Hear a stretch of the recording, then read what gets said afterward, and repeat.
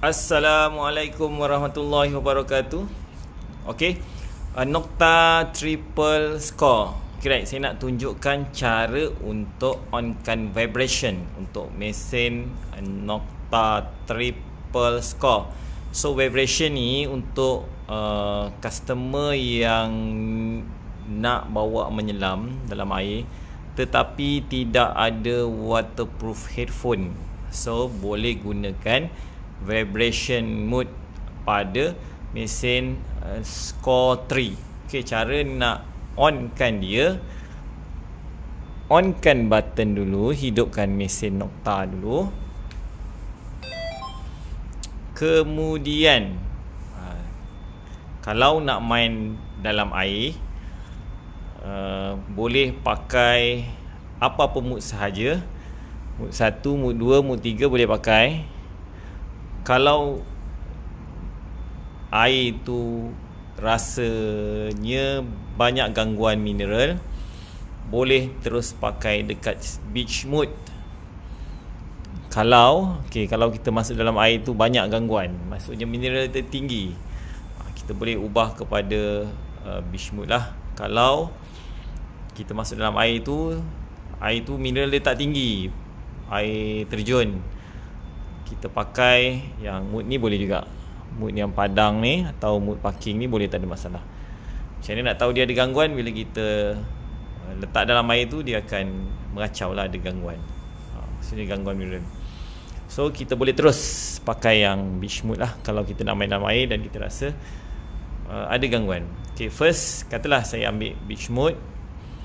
Okay, seterusnya kita buat noise cancel. Saya ajar macam daripada awal lah, senang. Maksudnya macam ni nak pakai. Okay, pilih mood pantai. Katalah nak main dekat air terjun yang banyak gangguan mineral. Kemudian kita buat noise cancel. Nak buat noise cancel, tekan button ni ada gambar ni, tekan lama, jangan lepas. Okay, lepas tu baru lepas. Tunggu dia buat noise cancel.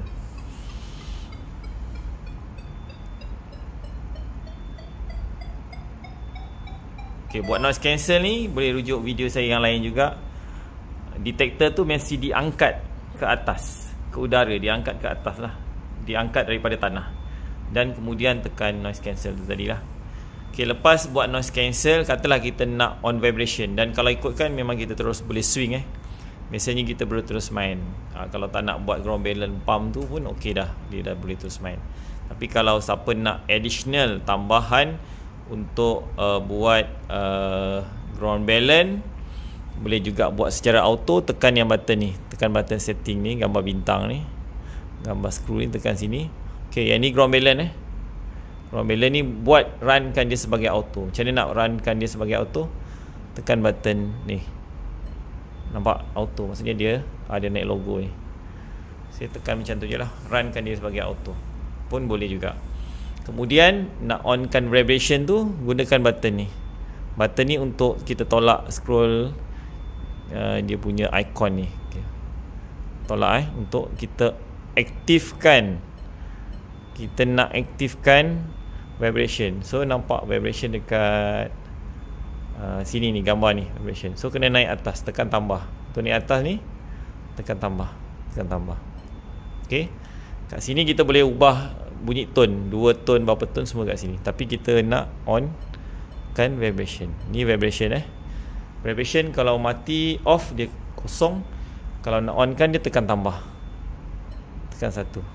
Okay dah. So vibration dah berfungsi So kalau dia detect barang ke, detect apa, dia akan vibration, dia akan gegar. Kita akan rasa gegaran pada pemegang ni, akan rasa gegar. Alright, itu saja. And nak keluar dia balik semula, sama ada tekan ke sini ataupun kita tekan balik lah.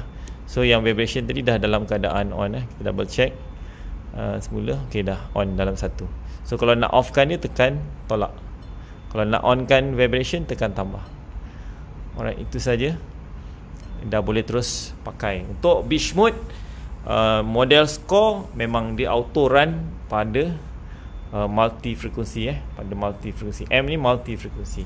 And then sensitivity, kalau kita nak naikkan, kita tekan tambah ni lah. Ni macam ni sensitivity saya pakai ada 3 bar Dia maksimum dia 15, So terpulanglah pada customer nak pakai berapa, main dalam air. So kalau nak tinggikan, tekan tambah lah untuk naikkan dia punya sensitivity. So maksimum dia 15. Macam ni dia jadi sensitif lah kan. Nampak kan, bila saya tinggikan dia akan jadi sensitif. Sebab kita pun test dalam office, jadi kita rendahkan dulu. So kalau nak main dalam underwater, boleh je set 10 je, cukup lah, tak payah dalam sangat.